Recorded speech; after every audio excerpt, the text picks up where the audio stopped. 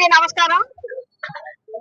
మరి వైఎస్ జగన్మోహన్ రెడ్డి గారు గౌరవనీయులు వైఎస్ఆర్సీపీ రాష్ట్ర పార్టీ అధ్యక్షులు మాజీ ముఖ్యమంత్రి వర్యులు మరి వారి పిలుపు మేరకు తల్లిదండ్రుల తరపున, విద్యార్థుల తరపున, నిరుద్యోగ యువకుల తరపున మరి వారి పిలుపునివ్వడం జరిగింది.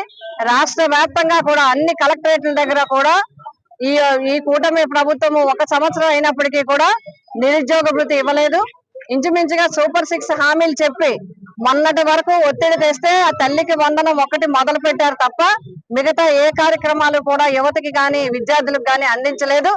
అందుకోసమే ముఖ్యంగా నిరుద్యోగ యువకులు ఉద్యోగాలు ఇస్తామని చెప్పి వచ్చిన వెంటనే నోటిఫికేషన్స్ ఇస్తామని, నిరుద్యోగులందరికీ కూడా ఉద్యోగ అవకాశాలు కల్పిస్తామని, భర్తీ చేస్తామని చెప్పడం మాత్రమే కాకుండా ఒకవేళ నిరుద్యోగులు ఉద్యోగులు అయ్యే లోపు ప్రతి ఒక్క నిరుద్యోగికి కూడా 3,000 రూపాయలు చొప్పున నెలకి ఇస్తామని చెప్పడం జరిగింది.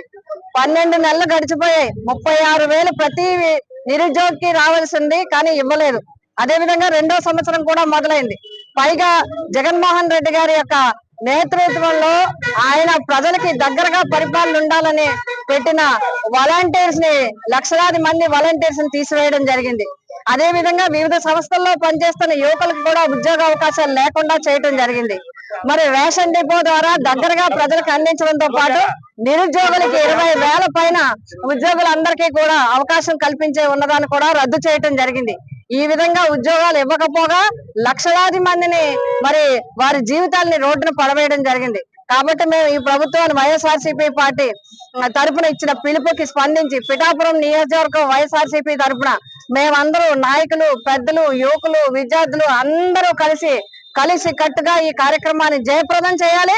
జగన్మోహన్ రెడ్డి గారు తల్లిదండ్రుల తరపున, నిరుద్యోగ యువత తరపున, విద్యార్థుల తరపున ఇచ్చిన పిలుపుని అందుకుని మేము కాకినాడ వెళ్ళడం జరుగుతుంది.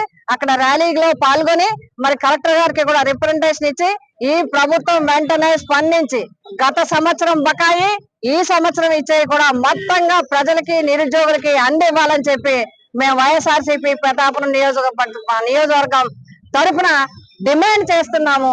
తక్షణం నిధులు మంజూరు చేయాలి, ఉద్యోగాలు భర్తీ చేయాలి.